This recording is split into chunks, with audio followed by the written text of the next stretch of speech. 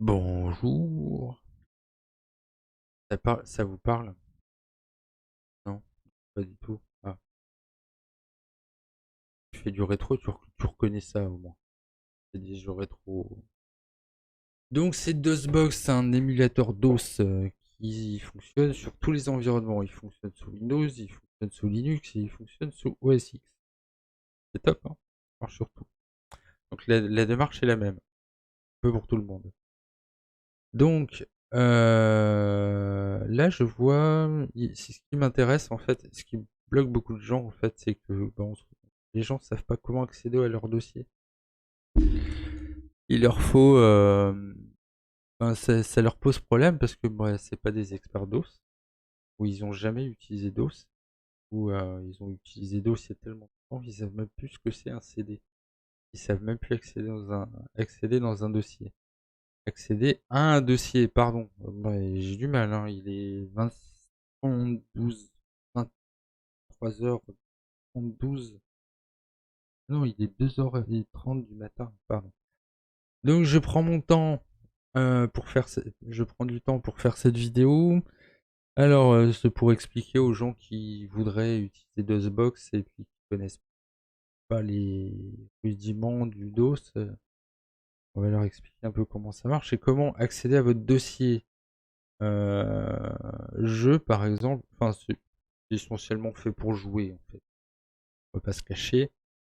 Donc on va essayer d'accéder au dossier jeu et le monter automatiquement quand ça démarre. Quand votre truc il démarre, vous avez le lecteur C qui est votre dossier jeu. Donc en fait moi j'ai ajouté cette petite ligne de commande, qui est vraiment basique, hein. Alors je dis monte C, qui se trouve dans Home.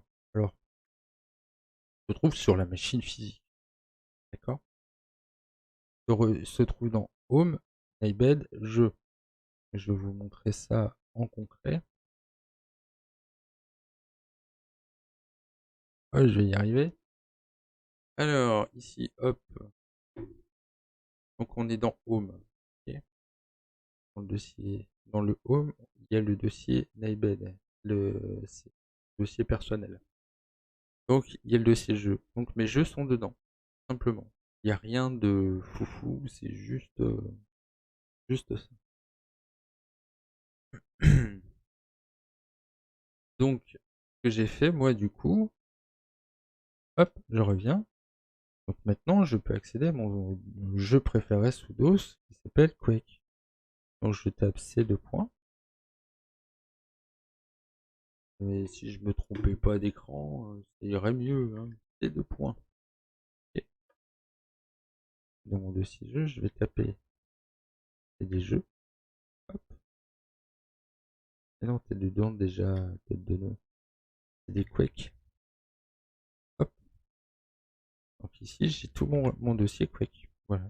Et ben maintenant, vu que l'exécutable s'appelle quake.exe, on retrouve ici, c'est lui. Ouais, sudo, c'est les exécutables en fait, c'est ce qu'il faut taper quoi. Donc je sais que le jeu s'appelle Quake, donc son exécutable va s'appeler Quake. Moyenne. J'ai pas besoin de taper EXE, hein, rassurez-vous. Quake. Hop. Et voilà, il tourne. Oh, j'ai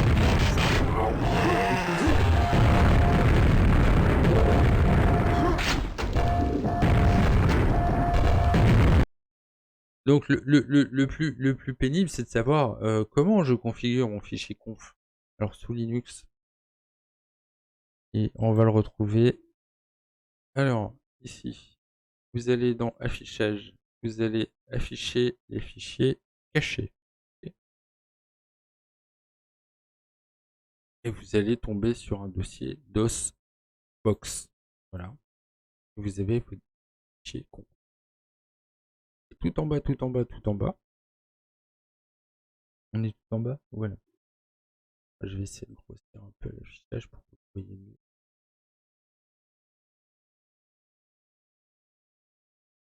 Au lieu de faire CTRL plus, CTRL égal. Donc ici en bas, vous avez le dossier jeu. Ok. Voilà. J'ai juste tapé cette commande dans mon fichier de conf. Et puis c'est tout.